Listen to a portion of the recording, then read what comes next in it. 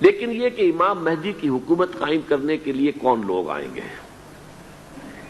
عرب جو ہیں وہ اندر سے کھوکھلے ہو چکے ہیں، عیاشی نے، دولت نے، پیسے نے، دولت، پیسہ، عیاشی، اس کی وجہ سے کھوکھلے ہو چکے ہیں۔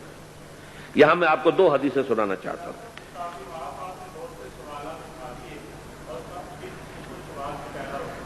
بہت سے ہو گئے، آپ اطمینان سے تشریف رکھیے۔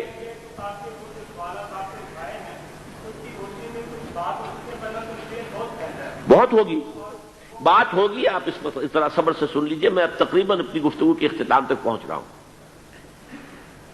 سنن ابن ماجہ کی روایت ہے حضرت ابو ہریرہ سے رضی اللہ تعالی عنہ، قال قال رسول اللہ صلی اللہ علیہ وسلم اذا وقعت الملاحم بعث اللہ بعثا من الموالی هم اکرم العرب فرسا واجودہ سلاحا یوید اللہ بہم الدین، رواہ ابن ماجہ عن ابی ہریرہ رضی اللہ تعالی عنہ۔ جب ملاحم کا دور شروع ہوگا تو اللہ تعالیٰ اٹھائے گا ایک لشکر یا لشکروں پر لشکر موالی میں سے۔ موالی کون ہے؟ عربوں نے جب فتح کیا تھا اس پورے علاقے کو خلافت راشدہ کے دوران، اور پھر وہ لوگ جو ہے، ایک رائے تو یہ تھی کہ انہیں غلام بنایا جائے سارے آبادیوں کو، لیکن یہ کہ حضرت عمر کا اجتہاد تھا، اس کے مطابق جو ان کو غلام نہیں بنایا گیا تو وہ موالی کی حیثیت رکھتے ہیں۔ عربوں میں دم نہیں ہے، موالی میں سے لشکر اٹھیں گے کہ جو در حقیقت حضرت مہدی کی حکومت کو قائم کریں گے۔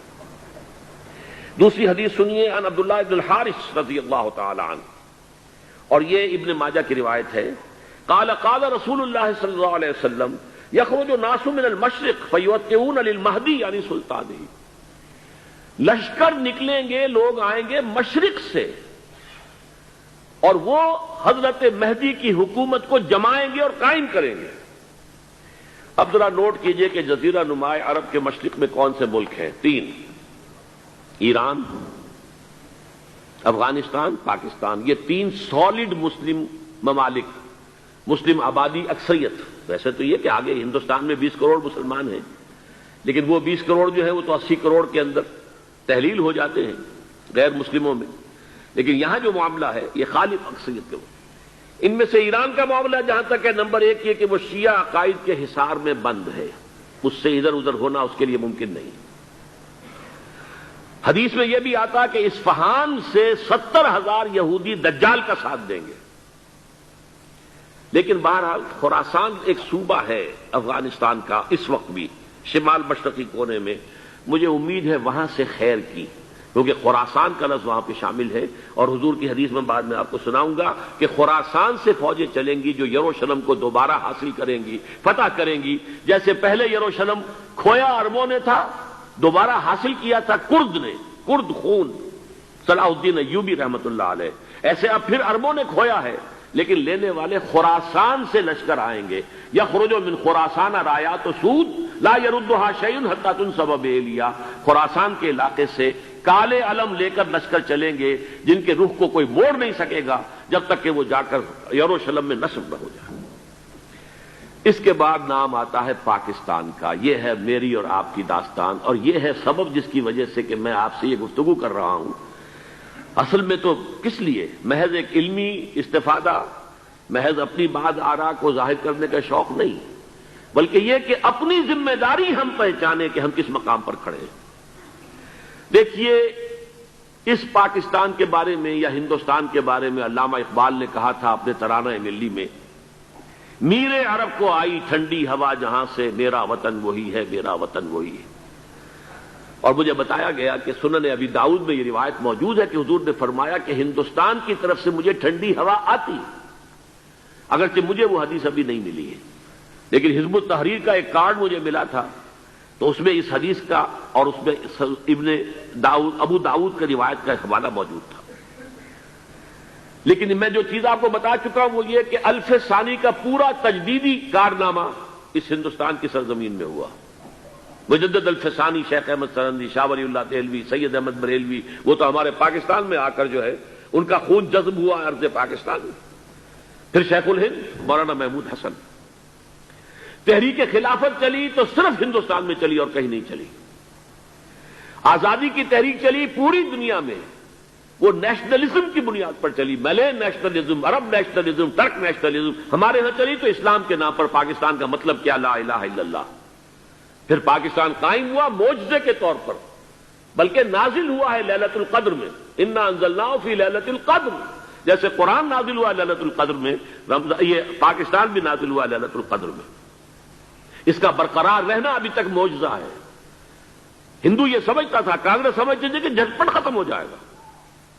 پھر یہ کہ اس کا قرارداد مقاصد کا پاس ہو جانا، مزید بھی اور اضافی دفعات دستور میں آ جانا، اب کمرشل انٹرسٹ کو ربا قرار دے کر حرام قرار دینا، یہ سارے لینڈ مارکس ہیں کہ جو اشارہ کر رہے ہیں کسی چیز کی طرف. معاملہ کدھر جا رہا ہے؟ پھر یہ کہ یہ جو 14ویں صدی کے مجدد تھے شیخ الہند، اس کے بعد سے کچھ ایسی شخصیتیں عظیم پیدا ہوئی ہیں ہند میں، جن کو میں سمجھتا ہوں کہ 14ویں صدی کے مجدد اور 15ویں صدی کے مجدد کے درمیان یہ 15ویں صدی کے مجدد کی راہ کو سیدھا کرنے والے، جیسے کہ حضرت یحییٰ نے کہا تھا میں تو آنے والے کا راستہ سیدھا کر رہا ہوں حضرت عیسیٰ کے لیے، ایسے ہی 15ویں صدی کے لیے امام مہدی کے لیے راستہ صاف کرنے والے سب سے پہلے علامہ اقبال، جنہوں نے اسلام کا تصور دین کی حیثیت سے دوبارہ زندہ کیا ہے، ورنہ اسلام ایک مذہب کی شکل اختیار کر چکا تھا. پھر مولانا مودودی، مولانا ابوالکلام آزاد حکومت الہیہ کے نعرے کے ساتھ میدان میں آئے.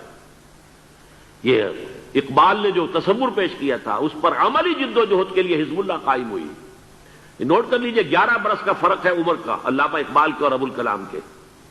اور 1913 میں جب حزب اللہ قائم کی ہے اس وقت علامہ اقبال کی ملی شاعری اپنے عروج کو پہنچ چکی تھی. پھر یہ کہ علامہ اقبال کے بعد تعبیل جو ہے اس کام کی وہ ابوالکلام نے کی، لیکن روایتی علماء نے کی شدید مخالفت کی وجہ سے وہ بددل ہو کر چھوڑ گئے، کانگریس میں شامل ہو گئے. بساط جو ہے حزب اللہ کی انہوں نے لپیٹ دی. پھر مولانا مودودی آئے، انہوں نے وہ ڈور جو ہے اس کا سرا تھاما، جماعت اسلامی قائم کی حکومت الہیہ ہی کے قیام کے لیے. اگرچہ میرے نزدیک یہ کہ وہ انتخابی اور ایک قومی سیاست کی ایک جماعت بن کر پاکستان میں جو ہے دلدل میں پھنس گئی ہے، اب ہم اس کی کوشش کر رہے ہیں تنظیم اسلامی اور یہ تحریک خلافت جس کے تحت یہ جلسہ ہو رہا ہے. یہ ساری چیزیں وہ ہیں کہ آپ کو سوائے پاکستان کے اور کہیں نہیں ملیں گی پوری دنیا. معلوم ہوتا ہے کہ پاکستان کو بہت بڑا رول پلے کرنا ہے اس میں. اور اس کے ساتھ اب جمع کر لیجئے افغانستان کی عمارت افغانستان، اسلامی عمارت افغانستان قائم ہو چکی ہے. یہ پچھلے 20 سالوں میں جو کچھ وہاں ہوتا رہا ہے اس سے پہلے تصور نہیں ہو سکتا تھا. کابل جو ہے وہ تو جیسے پیرس کا تمدن تھا ویسے کابل کا تھا، وہی لباس، وہی سکرٹس. یہاں جب آئے تھے شاہ ظاہر شاہ سرکاری دورے پر تو ان کی جو ملکہ صاحبہ تھی ان کے ساتھ وہ سکرٹ میں ملبوس تھی. کابل جو ہے وہ بالکل ایک پیرس کی طرح کا شہر تھا. آج کابل جو ہے جا کر دیکھیے، علامہ اقبال کے فرزند بھی دیکھ کر آئے ہیں تو اگرچہ وہ خود میں سمجھتا ہوں کہ خاصے انہیں آپ لبرل کہیں، آزاد خیال کہیں، لیکن اس درجے متاثر ہو کر آئے تھے کہ انہوں نے یہ کہا افغانستان میں جو میں نے حالات دیکھے ہیں کہ اگر 2-4 اور مسلمان ملکوں کے اندر یہ نظام قائم ہو جائے تو پوری دنیا مسلمان ہو جائے گی. یہ سب کچھ کیسے ہو رہا ہے؟ یہ آنے والے دور کی جھلکیاں ہیں. Coming events are casting their shadows before. یہ سب بتا رہے ہیں کہ پاکستان افغانستان کو مل کر اس میں کوئی عظیم رول پلے کرنا ہے. اور اس کے ضمن میں اب میں علامہ اقبال کے بارے میں آخری بات کہہ رہا ہوں. علامہ اقبال کے بارے میں عام یہ خیال ہے، انہوں نے اپنے خطبات میں مہدی کا اور نزول مسیح کا، حالانکہ میں کل پڑھ رہا تھا مولانا سید احمد اکبر آبادی رحمۃ اللہ علیہ کا ایک مقالہ ان کا کہ علامہ اقبال نے ابن خلدون کے بارے میں یہ کہا ہے کہ مہدی کا اور نزول عیسیٰ کا دونوں کا انہوں نے انکار کیا ہے. حالانکہ ابن خلدون نے نزول عیسیٰ کا انکار نہیں کیا، صرف مہدی کا انکار کیا ہے. بہرحال علامہ اقبال نے خطبات میں انکار کیا ہے. لیکن یہ کہ اپنی شاعری کے اندر میں چیلنج کرتا ہوں کسی بڑے سے بڑے اقبال شناس کو، ان کا یہ شعر ذرا سنیے. خضر وقت از خلوت دشت حجاز آید بروں، کارواں زی وادی دور و دراز آید بروں. خضر وقت، امام وقت، رہنمائے وقت، قائد وقت، خلوت دشت حجاز، حجاز کی صحرا کی کسی خلوت گزینی سے نکل کر باہر آئیں گے. میں حیران ہوتا ہوں علامہ کے اس فکر پر اور اس مصرے پر. یہاں انہوں نے شیعہ اور سنی دونوں کے کانسیپٹ جمع کر دیے. شیعہ کا کانسیپٹ یہ چھپے ہوئے کسی غار میں وہاں سے برآمد ہوں گے، اور ہمارا کانسیپٹ میں ام سلمہ رضی اللہ تعالیٰ عنہ کی حدیث سنا چکا، چھپے ہوئے ہوں گے وہ وہاں پر، مدینے سے نکل کر آ کر مکے میں چھپ جائیں گے.